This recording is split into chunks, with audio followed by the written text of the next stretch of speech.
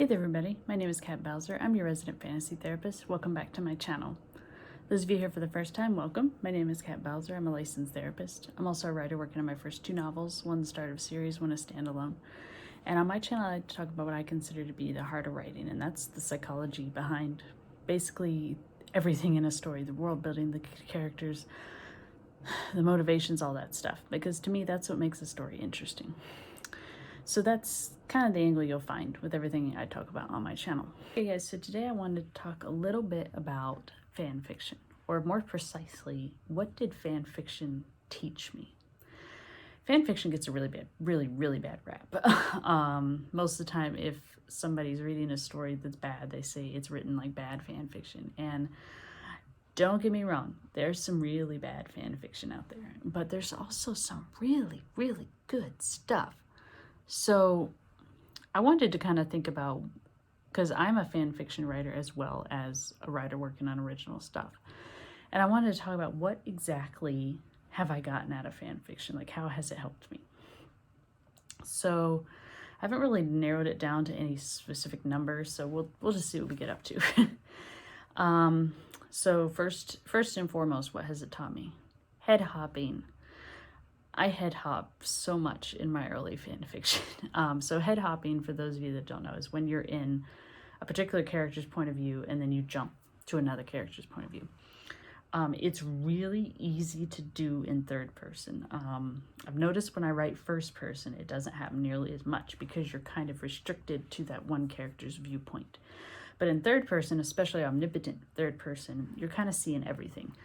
But when you start with one character's point of view, if you shift midway through like a paragraph, it feels weird. And this is something I learned writing fan fiction, is that if you're going to switch character point of view, you need to indicate to the reader, okay, we're jumping to this character now. And if you look at my first fan fictions, I did this so much. I mean, I read them now, I'm like, oh, Lord almighty. But that was a skill I learned over time. And thing is, it wasn't necessarily because somebody pointed out to me that say, hey, you're head hopping, you're doing this, you're doing that. It was more, the more I wrote and the more I read other people's writing, the more I noticed that how they wrote characters and how I wrote characters was different. And so I started to kind of slowly experiment, and I figured out, this sounds awkward, this doesn't. So natural evolution of writing skill, and I think that's important.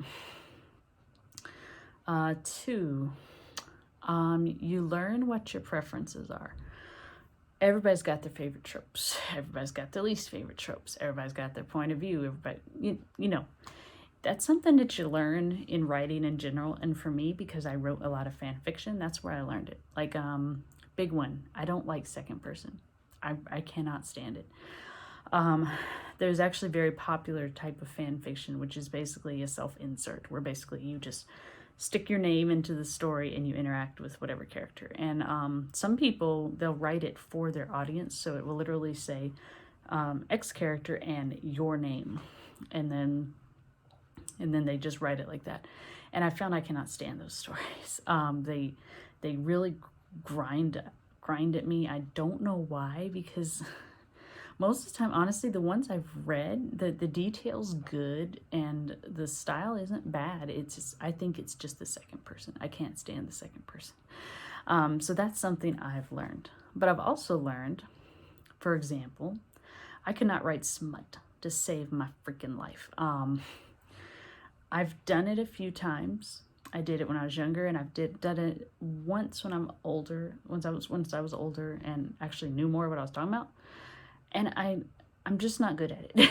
I can't find that balance between technical and emotional. So when it comes to emotional scenes, like characters cuddling with each other, talking to each other, emotional expression, kissing, I'm good with that.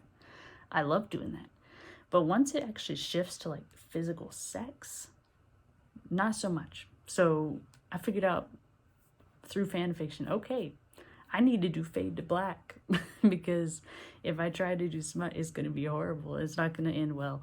So that's something that I've discovered through fan fiction. What's something else?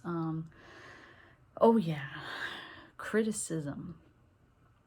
You learn criticism when you write fan fiction, because fans are mean. Okay, fans can be so mean. Sometimes it's just one or two individual people. Sometimes it's a whole fandom as a whole. But for the sake of this question, I'm talking about the individual people. So when I first started writing fan fiction, I still remember I got my first what we call a flame, which is essentially a feedback on a story that is intended to do nothing but hurt the writer. It's not intended to help you improve, it's just to hurt the writer. So there's a difference between criticism and a flame. Criticism is pointing out legit weaknesses in your writing that you can probably address. A flame is directed generally at you. So let me give you guys an example. So I got a flame that said, and I quote, "Your writing sucks. I'll stop harassing you when you promise not to write anymore." I blocked them, by the way. The other one said, "I think the characters are acting out of character here because they've always shown to have a logical head, and here they're being very emotional." That's criticism. That's useful because that tells me what they think is wrong and what I might look at to try to improve it. So that's the big difference here. But the one good thing a flame does is it builds you up a thick skin, and it teaches you which criticisms to take seriously and which ones not to. And that's really, I think, a big advantage when you become an actual, like, writing original works writer. Because I still think if you're just to do fan fiction, you're still a writer.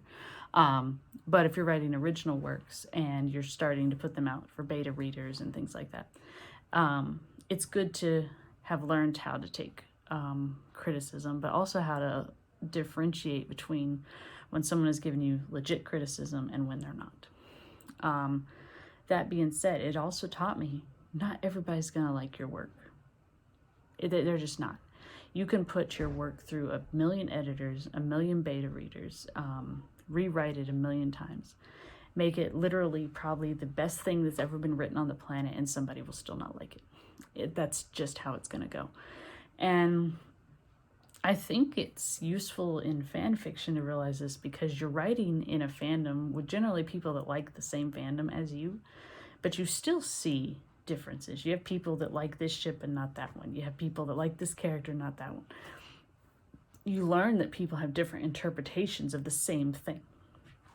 And I really think that's helpful as a writer. Oh, let's see. Like I said, I don't want to go on forever with these, but these are just like the main ones that I've noticed. I think the other thing is just fan fiction has taught me how to do research, because you will not find a more perstickety, nitpicky group than people that are part of a fandom. If you get a piece of the universe's lore wrong, they're going to tell you. If you get a map wrong, they're going to tell you. So one thing I learned is to do certain bits of research. And it started as small stuff, like, okay, how does this character react in this situation? How do they talk? And then it went into, how long does it take to get from here to there? So it was really my introduction to how to do research for a story. And I really think that is a fun way to teach someone how to do research. Because usually when you think of research, you think of boring, reports and things like that. But that's not the case usually with writing research. Usually it's interesting stuff that you want to know about. And I think that fan fiction really kind of led me to that road. Let's see. Like I said, I know I'm not going to cover everything, so these are just like the main points. So I'm going to end with this one. Don't be afraid to switch up a genre.